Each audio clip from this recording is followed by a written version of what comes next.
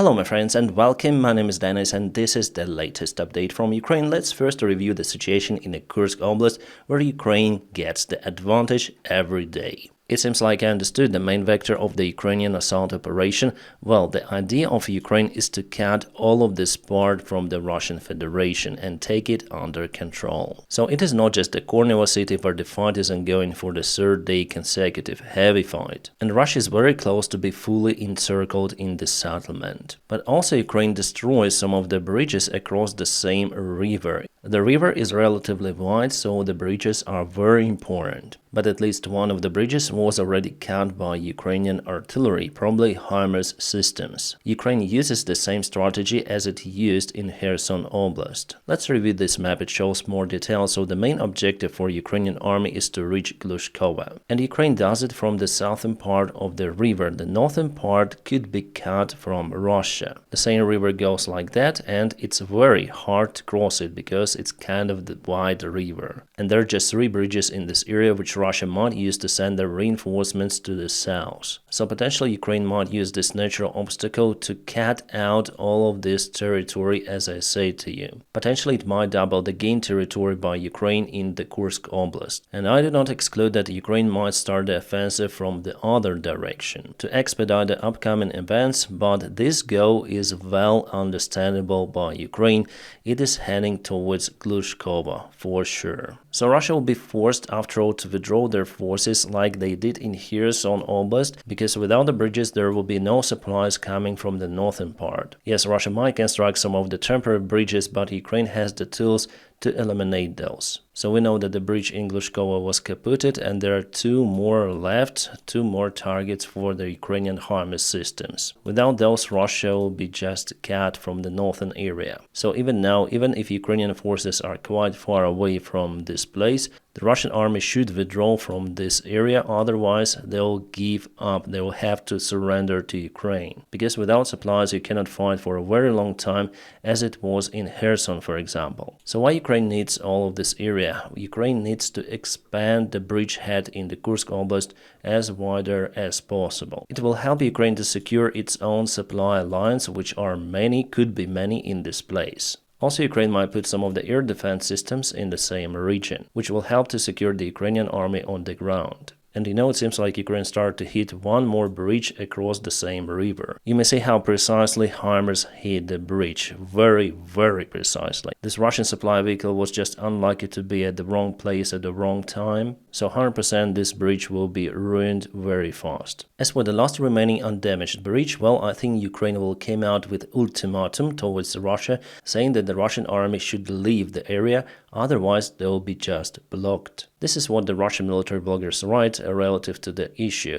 Now the question is, how many lives will the hypothetical attempt to restore or build a pontoon bridge in this place cost? Well, my answer: thousands and thousands of the Russian soldiers and engineer, plus their equipment. It is definitely a very smart move by Ukraine to cut all of those bridges. Russians also confirmed that the armed forces of Ukraine also fired at the bridge at the village of Zvannaya. It means that the part of the Glushkovsky district has already been cut off by Ukrainian side. Tyotkina, Popol, Leżacie, Wolfino and about 27 of the other settlements. Crazy. They say that it is now possible to evacuate civilians only by water, by boats, plus also it is possible for Russia to send their supplies by boats. It means that all of the Russian forces in all of those settlements will be out or with limited supplies. Because some of the equipment you cannot transport by boats. No, it's not real. Also, the Russian soldiers in those settlements should forget about new tanks, BMPs and other heavy stuff. The only big thing Russia might supply to them is their own aviation gliding bombs, hitting the Russian positions, because the friendly fire from the Russian side happens a lot in Kursk. And based on the latest information coming, obviously from the Russian Z bloggers, they say that Ukraine moved by 1.5 kilometers closer to Glushkovsky settlement right after the bridge was totally kaputted. It means that Ukraine is definitely oriented to count a large group of the Russian army. In his report, the General Commander Syrskyi confirmed that the Ukrainian army moved by 3 kilometers. Well, he didn't specify the direction, but I think that it was the movement towards west, in the area where Ukraine kaboomed the bridges. So this area is taken by Ukraine right now, or there are some of the gray areas where the fighting is ongoing, and it could be added to the current picture. So this total area could be up to 2,000 square kilometers, creating a new start for the further movement. And according to the latest satellite images, Russia has already deployed the pontoon bridge across the river, not far away from Glushkova, but this bridge is within the artillery range, so it's the temporary solution. My friends, by the way, if you want to support the job that I do daily on YouTube, you might do it via Patreon. The link for my Patreon page is available in the video description just below. Thank you so much for maintaining my motivation, then YouTube cancels monetization. About the Kornilo city, we already know that Ukraine is very close to that river. It went on attack from this direction, so actual position of Ukraine is on that bridge. This military map is just a little outdated, but it is also a 3D map, so we may put it flat like that. And there Ukraine already reached the very important river, and I expect that the Ukrainian army will advance to the southern part of the city. The Olgivka village was also taken by Ukrainian armed forces, so I expect that they're gonna cross this tiny little river in this place and will advance to the same destination from the northern side, simultaneously increasing the pressure from the east. And because of that river, Russia has nowhere to go from the settlement. They need to use the only road which is under the serious risk of being just cut by Ukrainian army. That's why I expect that in the nearby future Russia will be forced to withdraw their forces from Kornilo. Simply there is too much pressure from the Ukrainian side. There is also a new military map update from the deep state military maps, and they show this picture for today. As you see, Ukraine moves quite a lot on the south, a little over here the gray area expanded and towards Volkonsk. It means that despite the Russian propaganda arguments, Ukraine takes more territory each day, and the pace of the Ukrainian assault in Kursk Oblast is much higher compared to the Russian assault on the east. The Ukrainian Defense Ministry has published the video of the first day of the assault towards the Kursk Oblast. By the way, it has been started 10 days ago, 10 days of the Ukrainian invasion of Russia. I was surprised that some of the Western experts now blame Ukraine for invasion. Really? But those are definitely pro-Russian voices. And this is the image of the downed K-52 helicopter, which was shot down on 8th of August. Ukraine did everything very rapidly, very smart, with lots of the artillery fire. Was the Russian side expecting it? No. They had just limited forces with not enough anti-tank weapons. The Russian military bloggers write that Ukraine was free to go and safely move around the local villages which are bordering the Ukrainian territory. There was just a light defense from the Russian side. Tanks were firing straight forward towards the Russian positions established right after the border in the first defense line. Ukraine also used the special mobile bridges presented to them by allies. They deployed those bridges across the small rivers and trenches, like the anti-tank trenches, so those bridges are useful everywhere. It means that the Russian forces which were deployed to protect the region were not able to cope with such an offensive. They were in lack of the equipment, like the anti-tank systems, drones and many others. There was also no backup from the second defense line. Not enough artillery and aviation support. Yes, after Russia lost some of the helicopters, they decided to cease flying for a couple of days, and later on they again started to use their helicopters, but as I showed you in my yesterday's video, they ambushed their own convoy. So yes, the Russian side bloggers blame the Russian military command for disorganization of the defense of the Kursk Oblast, but the Russian military command is also quite limited in their resources. They send their army to fight in Ukraine, not to protect Russia. And here's the very border of Russia. Yes, right in this place they have the sign, the border of the motherland or fatherland is sacred and inviolable. Well, there's definitely a mistake in this statement. One of the Telegraph media analytics about the future of the war. Russia will reach the critical point of exhaustion in the next year, in 2025. The situation is already changing in favor of Ukraine. For the last week, Ukraine gained more territory than Russia for the last half a year. The assault in the Kursk Oblast will help Ukraine to change the war development. The Ukrainian economy will stay capable because partners help. Well, unfortunately here there could be some of the surprises, because everything depends on who wins the next elections in the United States. After the war, Ukraine will be a NATO and the European Union member. Russia has already reached its peak of the military production. Why? Because Russia is quite limited in technologies, and Russia is now under the Western sanctions, and they even have the troubles with the third countries. Even the Chinese banks refuse to work with the Russian Federation. But the development of the weaponry in the Western countries just started to boost. So potentially Ukraine might obtain more resources compared to the Russian side. Also, the quality of the equipment which Ukrainian side gets is much better compared to the Russian-made stuff. The Western-made artillery systems are simply more precise, they have longer range, and they are more reliable. Plus, the training is also better in Ukrainian army. Yes, we see that Russia continued to push in some of the parts of Ukrainian front lines, but it's just a limited success compared to what they lose, and they have tremendous losses. The losses are so high that they're unable to regenerate their army personnel, to hire new members into their army, new army men. For this reason, many of the experts say that Russia will have to announce a new massive mobilization this autumn. To continue the war at the present pace, Putin needs around 500,000 new soldiers in 2025. So Russia might have a several months break during the winter campaign to train their mobilized soldiers for the summer assault, and it could be their last try to push Ukraine. But as we see, Putin afraid to call for the new mobilization. The Russian officials say that no, we're not gonna announce a new mobilization because of the Ukrainian assault in Kursk. We still have enough forces, but they're bluffing. Just a single week before the previous massive mobilization in Russia, Peskov said that there will be no mobilization in Russia, but it started later on, 7 days. It means that if Russia says that there will be no mobilization, it will be for sure. The Russian Defense Ministry tries to show that everything is under control, but it is just a show. They had a meeting recently saying that they need to reinforce their forces at the border control of the Kursk, Bryansk and Belgorod oblasts. No, they didn't even say reinforce. They told increase the effectiveness of the forces at the border control. What does it mean?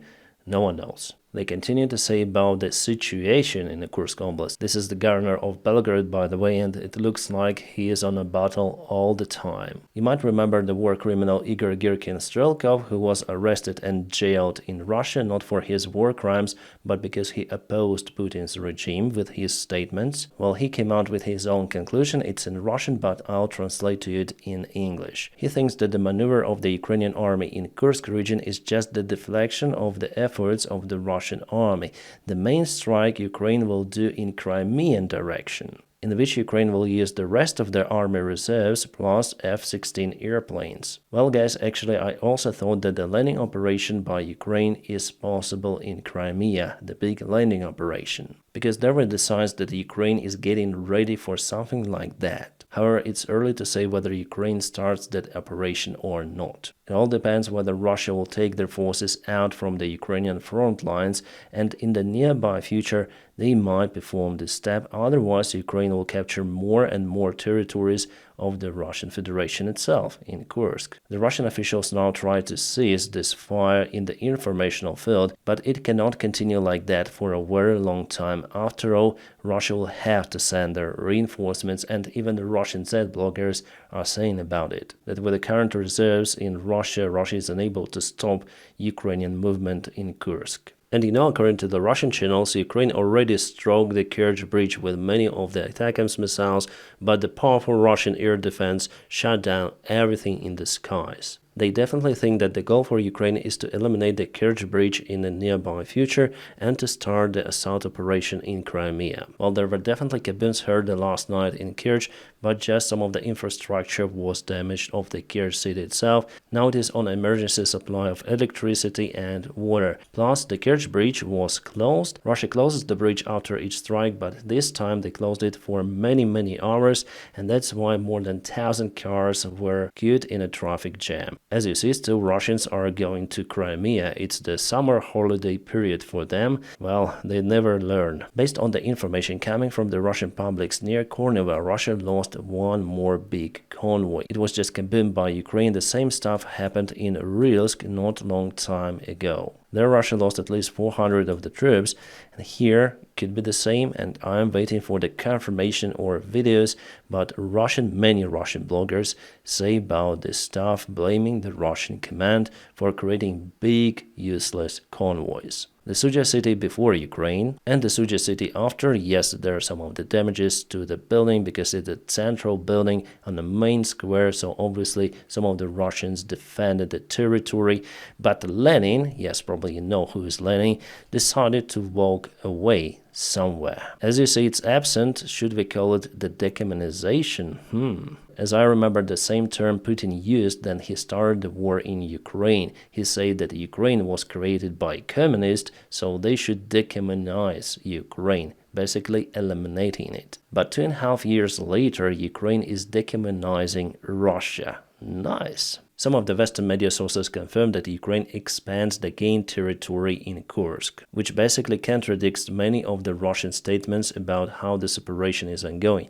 They said many times that they were able to stop the Ukrainian offensive in Kursk. The Akhmat battalion commander is some sort of the speaker of this operation from the Russian side, and he said many times that Ukrainian forces were stopped, that oh my god, how is it possible, how the other neighboring country may invade its neighbor in the 21st century, forgetting what Russian army is doing in Ukraine. Yeah, I didn't expect it, honestly. I can play the video for you, but it's in Russian. Так вот, вероломно, как говорится, напасть и убивать. So he really says that he is shocked. It shouldn't be in 21st century. It's no words. Did Russians just hit the Ukrainian F-16 in Dnipro city?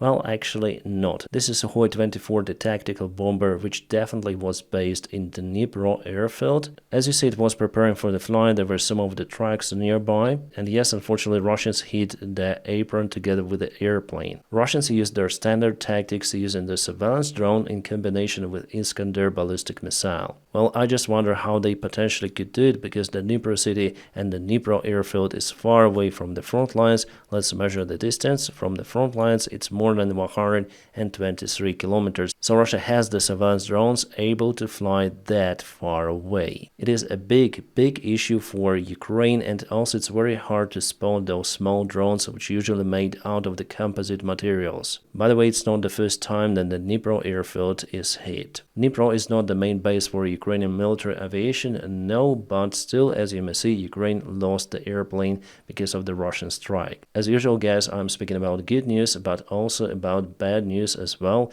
That's the point of my channel, to tell the truth, the things as they are. And unfortunately, I don't see the way out for Ukraine to cope with those strikes from the Russian side. Well, the important thing is to eliminate the surveillance drones, but how to do it effectively, no one knows. The idea was to use FPV drones, yes, sometimes it helps, and the small airplanes like World War II scenario fighter jets. But first of all, you need to find those drones in the skies using the radars, but in many cases it simply doesn't help. Alright, now the situation on the Ukrainian front lines, Pokrovsk direction, the main Russian attack vector. We have the information from one of our soldiers who knows what is happening directly. So Russia has the advantage in army men, in army personnel, 10-1 in this place. Russians start to perform their midwave attacks from 4, sometimes from 5 a.m. till 9 a.m. So 4-5 hours each day. Under such pressure, our officer says that there are two of the outcomes possible. First one, stand to death, because the Russian army has all of the tools to propel forward, unfortunately for now. The second variant is to gradually withdraw the forces with the battle up to the prepared defense lines, given the opportunity for the drone pilots and for artillery to destroy the Russian forces on the way. He also says that the initiative on the battlefield can change hands at any moment. So it's too early to surrender Mirnograd. It is the second largest settlement in this area, or Pokrovsk. The line of defense, he says, was prepared out there. So in Mirnograd and Pokrovsk, there are defense lines, so for Russia it's not the easy target. Plus, as I told you, Ukraine used those settlements as defense lines as well, and there are many trenches also built by Ukrainian defenders. I hope for the best, prepare for the worst, help the fighters as much as possible. I advise you to do the same. Well, the situation there is really tricky. However, for the last 24 hours, there was no movement from the Russian side towards Pokrovsk or Mirnograd. Mirnograd actually means peace city, something like that. Mir peace. Grad is basically Stadt, city. And the distance from this settlement to the actual front line is 8.37 kilometers.